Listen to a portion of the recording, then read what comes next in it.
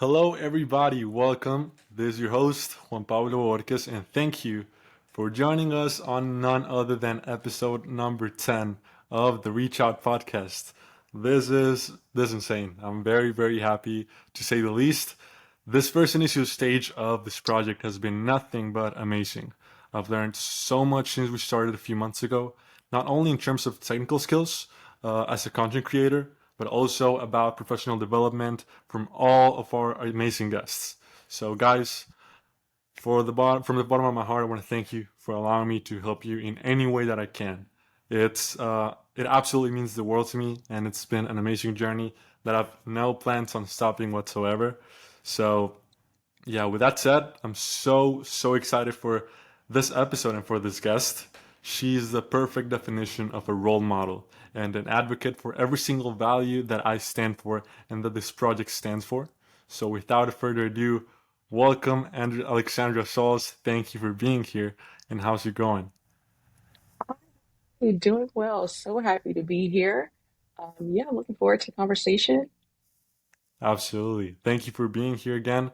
Um, we were talking a little bit offline about what this project means, and to be honest, whenever I got confirmed this session with Alexandra, it's a moment that I'm never gonna ever forget because I do remember reading about her 2 weeks after I started planning on for this podcast. I don't know, it was destiny or the universe that allowed me to read one of your posts, and it definitely uh, was part of the reason why I decided to make this podcast about what it is about.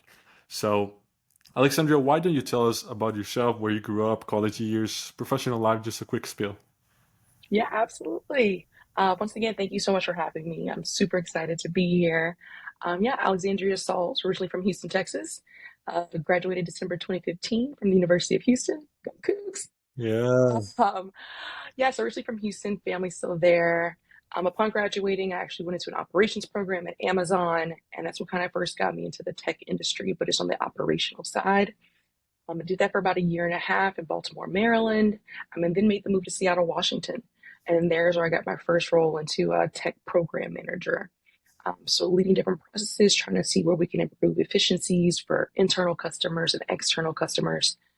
And then after that, I decided to leave Amazon about 4.5 years. I went into Uber as another program manager, and then PayPal, and then I'm now currently at Google, based in the New York City office. I just made my 1 year anniversary in February, so super excited about that. But no, it's been a very interesting journey. A lot of different learnings and mentors, with some things we'll dive into today. Um, and I love working with people. I love doing these type of chats. And yeah, excited. That's amazing. That's amazing. Uh, Alexandria, before we start to get into the topic, as you mentioned, you're living in New York, and we always hear about New York pizza being the best pizza there ever is. So just tell us, in your opinion, what's your favorite pizza spot in New York? Absolutely. So me and my husband actually just moved to the financial district, and we went to Joe's Pizza, which is the one that's featured in the original Spider-Man. Really? Yes, and like when you walk in, it says the one featured in Spider-Man with Tobey Maguire. And it was really good. It was really, really good. I will say I still love Domino's, but of the ones that I've tried in New York, Joe's was pretty good. I'll definitely have to check that out. And I know my older brother is gonna go insane when I tell him that it's the actual Tobey Maguire featured one. So that's really cool. Um, Today we're gonna be talking about learning by helping others. So here's the thing, folks. I believe that it is your duty to be of assistance towards other people because nobody makes it on their own. There's always someone that stretches out their hand to make your path easier, and the right thing to do is to be the one who stretches out their hand for someone else. So, Alexandra, do you know people say if we would all help each other out, then it would be a better world? And it's true. However, it is not that common to see a lot of people go out of their way to provide their assistance or to give that help that's needed to make everyone's path a little easier. Why do you think that is? This is such a good topic. I think me and my friends like discuss on the regular. I think at times when it comes to the job market and like even going back to college for internships, it always felt as if it was like a competition. And we're like, are there enough roles for all of us? And that kind of made a way for people like, oh, okay, well, they wouldn't tell some people they're applying for roles or different things like that. And I think it's a huge misconception. I mean, there's so many roles. Of course, there's different levels and different opportunities in different industries. But I think the lack of visibility into all of those roles and like seeing certain, like a small subset being advertised on campus, for instance, you're like, oh, there's 5 internships posted. Our class has 24 students. Like you kind of get this feeling of there's not enough out there. And I think a lot of times people use that or use it as a reasoning for why they don't either promote different roles, help someone with interview advice, or being an advocate, sponsor, anything like that. I think that played a significant portion in it. I used to always say, you guys, there's a lot of roles that are not being featured here. We'd have to go look a little bit tougher to find them, but they're still there. But I think that was one of the biggest things is that people would just see what was posted and think, okay, I'm one of 30 or 20, whatever it is. I don't like it's me versus them when it shouldn't really be that.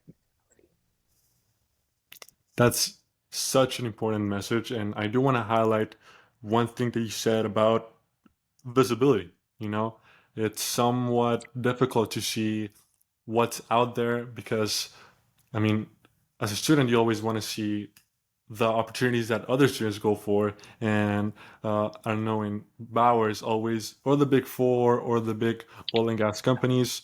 And it's just, there's much more to it, you know? 100%. I think also within Houston, next to the big four, oil and gas. Growing up, all of my internships were in oil and gas. I was like, oh, I'm going to Mm. go down this route because these are where the big ones are. But then I learned, oh, wait, there's like a world outside of oil and gas. Like I did some internships in nonprofit, which was like an area I never thought I would have insights into. In addition to oil and gas, in addition to doing a marketing agency, there was just a lot of different options. But like I say, it goes back to what's kind of being promoted most around you or in the organizations that you're in. It's kind of like we're all seeing the same things. But with the tool of LinkedIn, which is way bigger now than it was when I was in school, I'm hoping that people are really using that as a resource to like see what Mm. roles are. Totally, totally. And I now that you mentioned that, um, two of the guests that we had previously, they just graduated UH, Angelic and Tony. And they really, really paved the path during my college years into helping other people uh, and giving them that visibility towards not only internship and co-op positions, but also summits and conferences and fellowships. And I feel like that is people doing God's work, you know? You as a college student, you're just feeling 100%. lost. And yeah, it is. Um, so, Alexandria, you've had an admirable career, in my opinion, to this point. Uh, so, what was that moment where you knew you were going to start using your skills and your experience not only to become a more competitive professional, but also to help out those around you?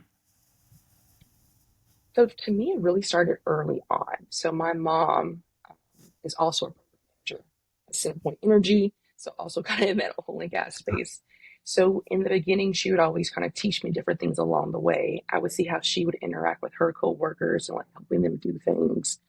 It was kind of a trait that kind of just felt innate in some ways because she's comes from a spirit of giving. Mm. And she was like, God has blessed us with so many things. We have the opportunity to give back, just a conversation, like you said, invitation to a summit. And so she's kind of always instilled in me to always help others, regardless of what it is, like something like tangible or something like having a conversation like these. I talk to a lot of students who reach out on LinkedIn, but that's definitely where it originated from. And then as throughout my career, I've had leaders who have definitely taken time to kind of nurture and really help me in different areas. I will say a big thing is like, you have to ask for help, which can seem difficult at times, but that plays a huge role in your development. Because a lot of times people want to help, but they may not even know you need it. So if you are helping and you're doing things, it's also good to be vocal about things that you want to learn as well, and then sharing the knowledge that you've gained throughout your journey. 100%. Always, always reach out, you know? I always try to give the same story when people ask me why I do this podcast and how did it started. And it was basically fear, you know, fear of not having, fear of not being. And mostly overcoming that fear in a sense of asking for help, you know? I didn't just started this because I think it's cool. Yeah, I think it's cool, but it didn't just start that way. I just started by me reaching out and asking for help for people like from people like you, Alexandra. So all those people that I'm always going to be thankful for, like uh, Lena Gwen, Byron King, all the way to Chris Brown, that I know it's not the actual Chris Brown, but it's a recruiter from IBM. Yeah. That's just his name. And he, like all those people, they were just like entirely helpful because they were the ones that were helping me with the camera off without me just giving anything in return. And they knew that I was the only one that was going to listen to what they had to say. So taking that time off their calendars, just like yourself, you're a busy, busy woman, and allowing not only me but all the listeners to uh, experience and learn from you. I feel like that just comes from overcoming that fear of asking for help. So I think that's a really, really good thing that you mentioned. Um, yeah. So you are an University of Houston alumni, as you mentioned. Go Cougs! And by the way, it brings me a lot of joy to talk to all of my fellow Cougs and see them thriving like no Yeah. other. Uh, but so you went to UH. Tell us, what were the most valuable lessons that you gained from being in college? Oh, geez. I would definitely say one is discipline. I Mm, think one thing that you're really going to see once you're in the real world is that you have to create that own structure and discipline to do things and get it done. And college is kind of a good test of a forcing function of that. You have a class, you need to attend, you have assignments due on time, you need time to prep. Those little steps are going to be applied into your real world job. So I would definitely say that's one of the first things. Another one is networking. I tried to be involved in different organizations on campus and go to different mixers where they had to students. And I learned a big thing in your career is giving yourself that exposure and that visibility to the people around you because they're really going to help you kind of navigate like where to go next in your career. There's definitely been times where I'm like, oh, I don't know if I should take this role. There's a project I should take on. Like what I need to bounce ideas off of someone who is at a higher level to kind of just get like a fresh perspective on it. And so having that, building that network internally at your company and then externally with mentors is also super helpful. Um, and the next thing I'll say is communication. I've worked in a lot of school projects where, you had these groups and some were dependable, some weren't. Some people were timely, some people were punctual. And really working with different personalities to get something done, especially as a program manager, that's in my day to day with people who have just totally different operating styles. And I was like, oh my goodness. I remember I had a project with someone and she wouldn't respond. She would get things done, but she wouldn't respond. Okay, how do I kind of work that so we're still being like effective together? I would say those are the top three things that really, really help and are still applied in the day to day, more so than like the actual classwork.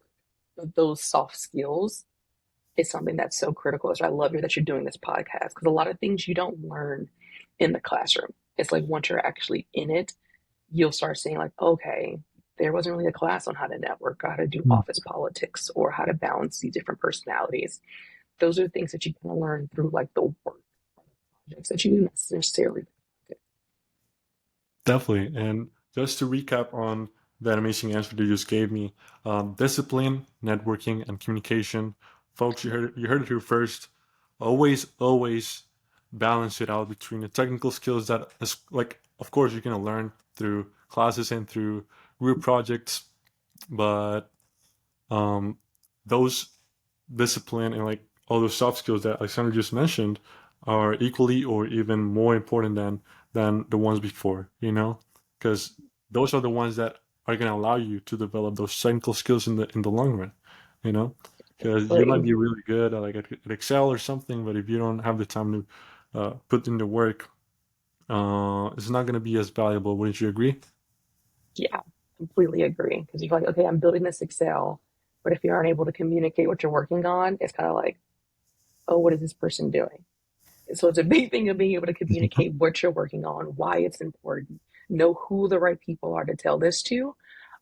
Those soft skills are super important. You use those more in your day to day to get things done than the actual some of the tasks. It's like, okay, it takes a lot of time, but more of it's like, okay, am I putting it in front of the right people, the decision makers, the people who are really going to say, hey, this is going to work, this isn't going to work. Those are just communication skills and really understanding like what questions to ask, and things like that. Totally. Alexandria, now that you mentioned your role as a program manager, I do want to bring up a couple of days ago, I was talking with one of my hometown friends, Prieto, that's what I call him, and he works in construction. We were just having this conversation about feeling lost and just falling into that routine, even at a young age of 21. He's just repeating himself and um, going to the same job and doing something that he doesn't really enjoy, but he considers is key to finding out what he will enjoy in the next few years. And he did mention program management as one of his interests. So why don't you tell us what is program management and Yeah, how to like venture into that discipline?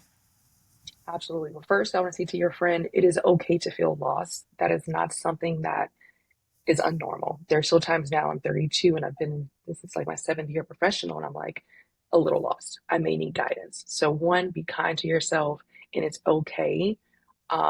Have friends ask questions because a lot of times it's not just you having that feeling, it's a lot of people around you as well. So, start with that. Second, yeah, so program management, how I like to say it is basically you lead a project of any sort. So, let's say my goal is to set up this podcast. You try to figure out all the things that are needed, want to do it, and then you set up to how to implement it, and then you want to figure out how to track it. So typically anything that I work with is with a team. And so a lot of projects you're working with marketing, sales, finance, people who are specialists in those fields. And you definitely want to lean in on them for that expertise and not just try to go in and say, hey, we're going to do it this way. Hey, I don't have a finance background, so let me really work with this stakeholder. Going back into the communication, to make sure that I'm solving for the right thing and how this potentially may impact them. So you get the group together, and then after that, you set up a project plan. What tasks need to complete? What time needs to be completed on? Does it have any dependencies? Status updates? And then you have meetings, and then you have communications, and then you really serve as that person to remove any blockers. So if I'm leading a project, this person says, "Hey, I cannot find the right person for this. I'm stuck." My job is to come in and figure out, okay, let me figure out who this person is for you, and then pass that along so you can keep going. So the success and the timeline and the movement of the project, a program manager owns that from end to end. But the big thing is you don't necessarily have to do everything. You have a team that you're working with, but your really service is making sure that everyone knows what the responsibilities are, why they're doing it, communicating those updates and making sure that if something changes along the way, which typically it does, you're able to pivot and be agile to still get to the finish line in a timely manner.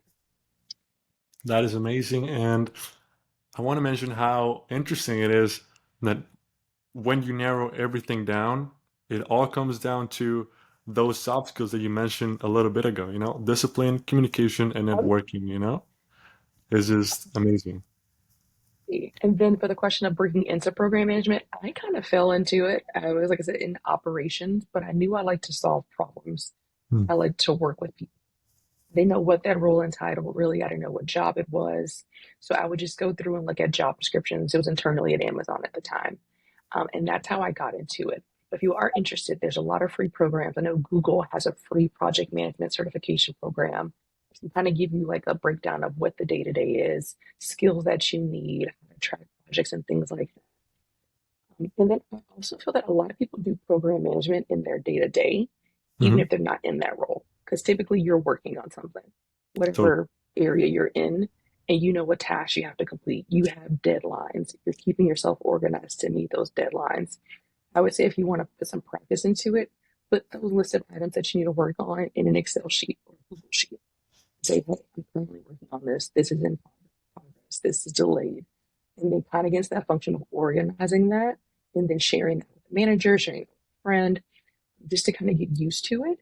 A lot of people start off as a project manager, so you'll see a lot of those. And then as you increasingly get more experience, you come into program management. But sometimes companies now just start at program manager. So it really depends on the company. Um, but I think those are the easiest ways just to kind of supply.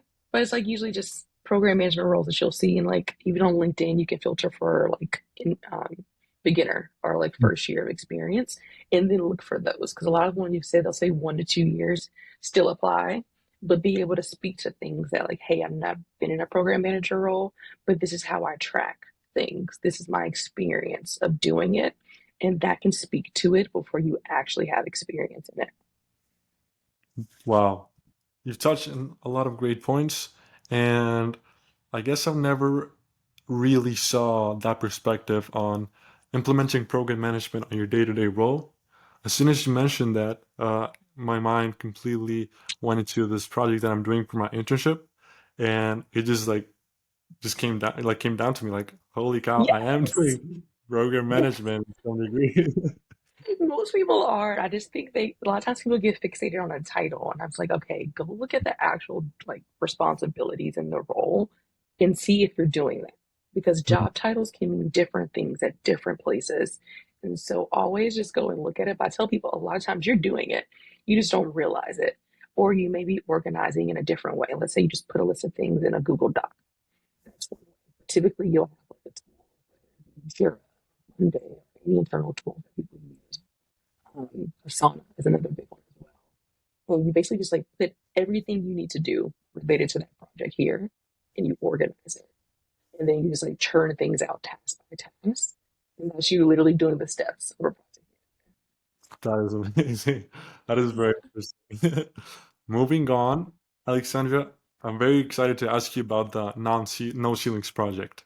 I had the chance to dig around the initiative and I absolutely loved it. So can you please tell the listeners about it, how it started, and what it means to you? Absolutely. So No Ceilings is my career services side business that I've been doing. It officially launched in October of last year, but I've been helping friends and family on resumes. I haven't even for years. So it's been something that I've been very passionate about. I love the career journey and process. I know it can be like overwhelming, but I do feel that if you take like certain steps to figure out what do you like, even if it's like a specific task, those are the building blocks of figuring out what type of roles you want to go into. And so just taking a different approach for it. And so yeah, I've been doing career basically a lot of resumes reviews, especially right now in the tech sector. It's a very weird time for the economy. So a lot of resume edits. So I may just do updates to an existing resume. Or some people may reach out and say, hey, I'm trying to pivot into this new role, but not really sure how to go. And then we'll have a few sessions to understand, okay, why this particular role, what skills, and really kind of comb through it. So a lot of times people do want to pivot, but I feel like talking more, they say, oh, actually, this doesn't have exactly what I was looking forward to. Right. Um, and then, yeah, no, it's been a great experience. I'm learning a lot. Most of my customers have been like people that are within the first 1 to 10 years of their career experience. I've had a few outliers that have been older. Um, and those have been great lessons for me too, to understand, okay, what does someone look like who has 20 plus years of experience on their resume? How do we condense that and making sure that we're highlighting the key things that are going to align to the next role that they want? So I learn a lot from the clients too. Um, and in addition to that, those are like the services, but then sometimes I'll just do like just consult chats with early graduates who are saying, hey, I'm trying to like get into this. Would love to like just talk for 30 minutes and we just have a chat and I kind of understand like where they are, what their background is and work and what they're interested in. Just to kind of be a sounding board. As I mentioned earlier, I had a lot of people that did that for me. And so I really try to figure out if I have the time to like speak on panels or have like little consult chats to kind of say like, it's okay. You're lost a little bit, but we can figure this out. You just want to like just take the time. 100%. And as you mentioned, I absolutely love this initiative and how you were able to formalize that help that, as you mentioned, even before No Ceilings was an actual project, you were still doing the duty Yeah. with your friends of friends. And to me, that's just amazing. I'll definitely make sure to link the No Ceilings link in the publication once it's out, this episode, so you guys can check it out because I definitely, just by having a few seconds of thought, can come up with at least 10 people that could use your services. Like I said, if you just even want to chat, I'm happy to do those too. Um, like I said, happy to do the resume, do also LinkedIn. We do a lot of LinkedIn profile updates. People are like, I think 84% of recruiters source applicants from LinkedIn. And Hmm. I'm going to tell people as much as you have your physical resume updated, your LinkedIn profile. So I'm actually seeing a pretty significant increase in those requests as well for people Well, wanting to like just revise their LinkedIn. 100%. I think that's very, very important to highlight because, at least for me, I didn't even realize it, but LinkedIn has been the first point of contact for everything in terms of networking with professionals. Not only whenever I'm working towards landing an interview for a position, but the podcast itself. You know, uh, Um, you already know. Like I contacted you and we started talking through LinkedIn. You know. yeah, it's such a valuable tool. I tell people, get on there. If you need inspiration, go look at other people's profiles who may be in similar roles. If you want to be like more tactical, go in strategic, go look at the roles that you're looking for and pull out keywords to make sure that they align with the items that you're highlighting. Because a lot of these are, machines. Recruiters are typing in, hey, I want to find someone who has program management skills.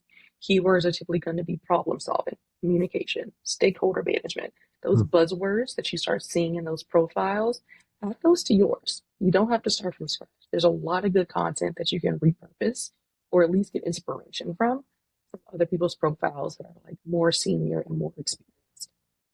100%, 100%. And I just want to add, going back to overcoming the fear, that topic, it's kind of funny and a little frustrating at some times whenever you hear people being a little bit nervous or yeah, nervous whenever they found someone that they want to talk to on LinkedIn, but whenever you look at someone's profile, it will notify them. So please Yeah. don't worry about it. I feel like that's a good thing. It's a very good point. And I said, and there'll be a lot of times where I reached out to people and did not get a response on LinkedIn. That is Hmm. okay. That is okay. Do not let that discourage you. Some people are not as active, but some people just don't have it. Like there could be multiple reasons, but definitely I know in the beginning I would get super discouraged. Like, oh my God, it's me. They're not responding. And then after being like a professional, sometimes it takes me a little bit longer to respond due to whatever's happening in that work week. But that's like insight that I got after I graduated. But yes, reach out on LinkedIn. I always say do ask for like a 15 or 20-minute coffee chat. Some Hmm. people are more quickly to hop on it before they think it's 30 minutes. It's like a mind thing. And I go in with like my prescriptive questions. Like, what is your day to day like? What are your expectations? What are some of your career goals? Like, how did this line? Um, and then just have like that steady dialogue. And then you're networking at the same time. Now you've added someone else that's in your network because you've reached out and put in. 100%, 100%. Moving on, motivation comes from within, and I'm here to help you activate it. For all the listeners, that's a quote that Alexandria came up with. And I want to ask you, how do you think college students and young professionals can help activate the motivation within others? Absolutely motivated. So I would say first it kind of goes back to figuring out, the why. I Hmm. think a lot of motivation is needs to be root cause into like what's important to you. Not saying it's going to be like a one-to-one match all the time, but like one of my motivation is I really enjoy work. I really enjoy making other people's lives easier. How that could fall in many different areas is very general, but I love people coming and having an experience. That is a great one for whatever it is.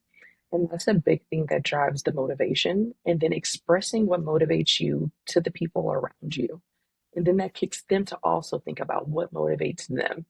And a lot of times it's the simple fact of knowing what that is Hmm. that is driving motivation with the people around you because you're asking them and you're spending the time and you're caring to understand the why of what they do.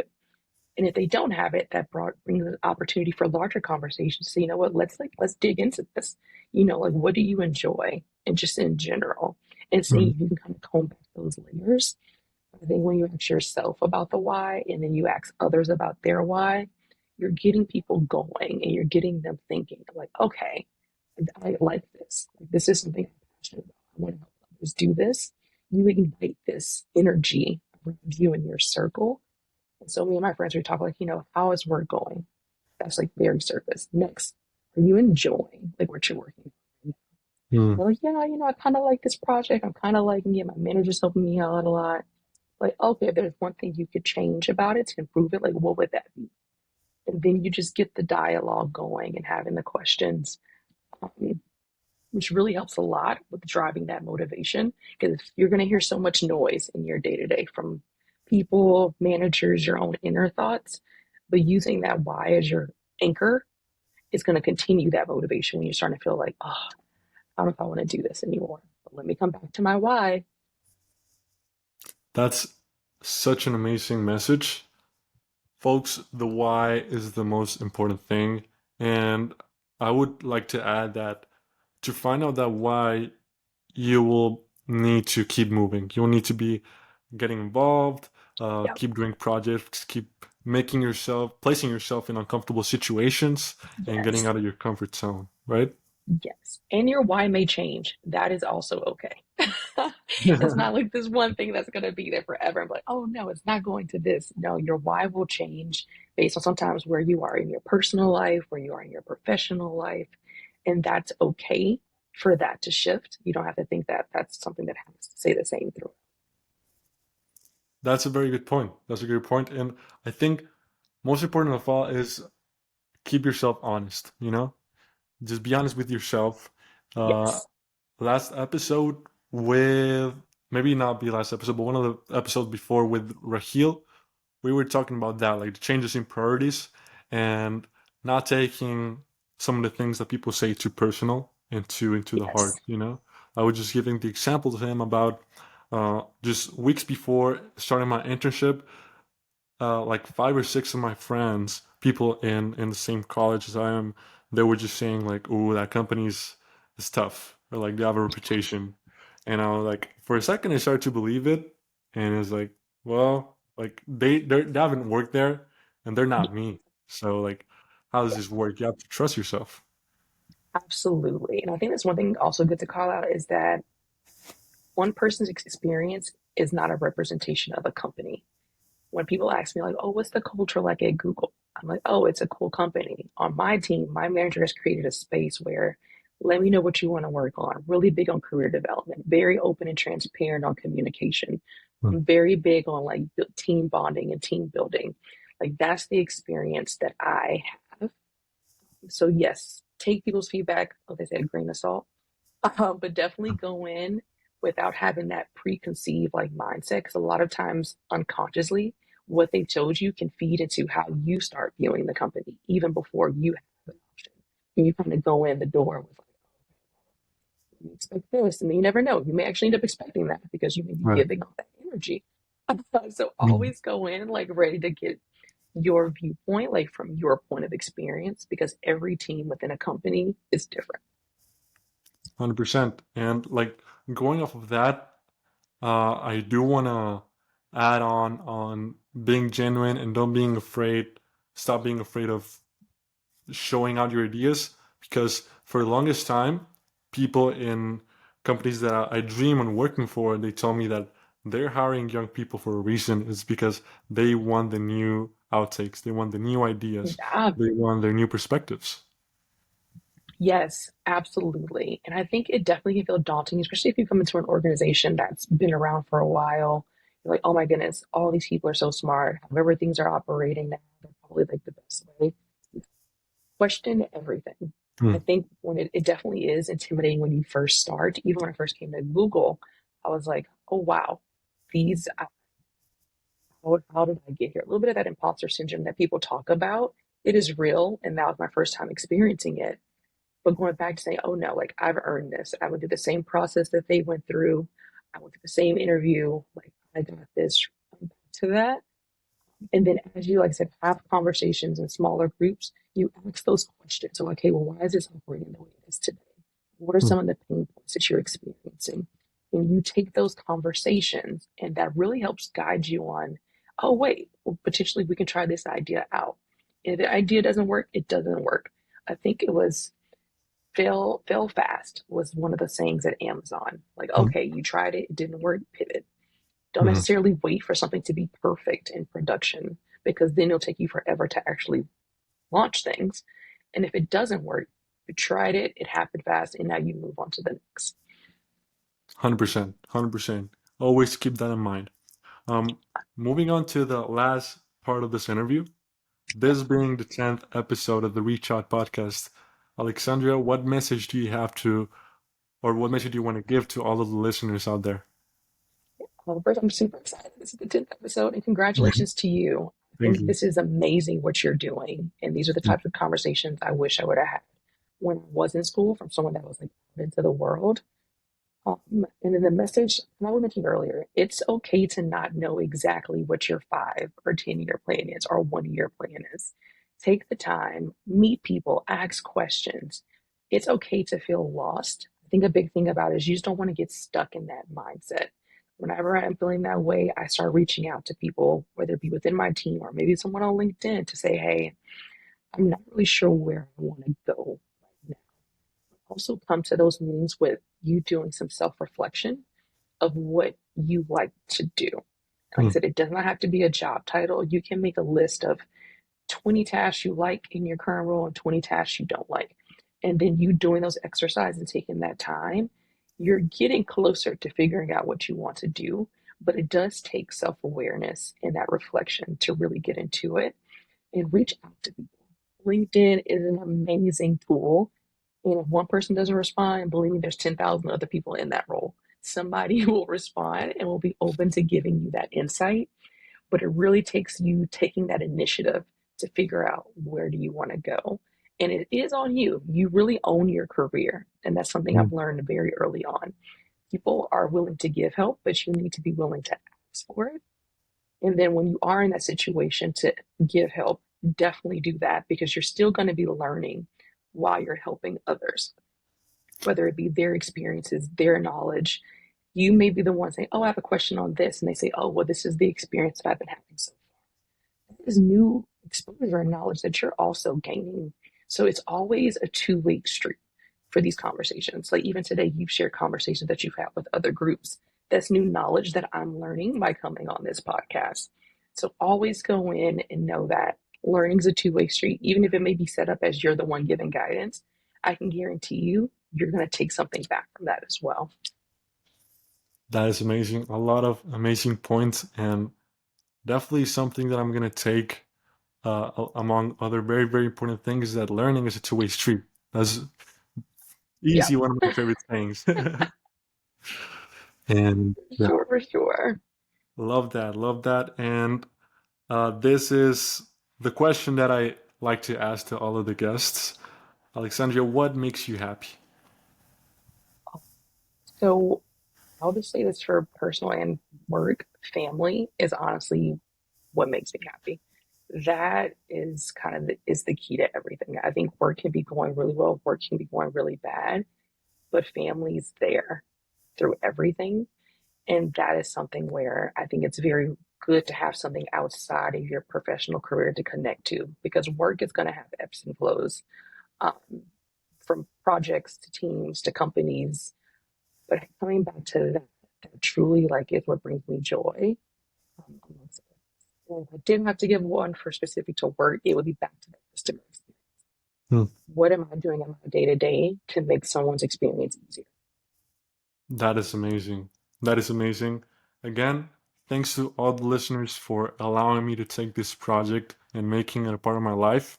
And stay tuned because there's definitely a lot more content yet to come. Alexandra, thank you. Thank you for being here. In my name and in the name of all the listeners, we want to thank you and we wish you all the success in the world. Yes. Thanks, everyone. Absolutely. Last thing, don't be afraid to reach out. It's not about the things that you can get from people, but it's about developing quality like relationships. So stay tuned. Have a blessed day. Bye bye.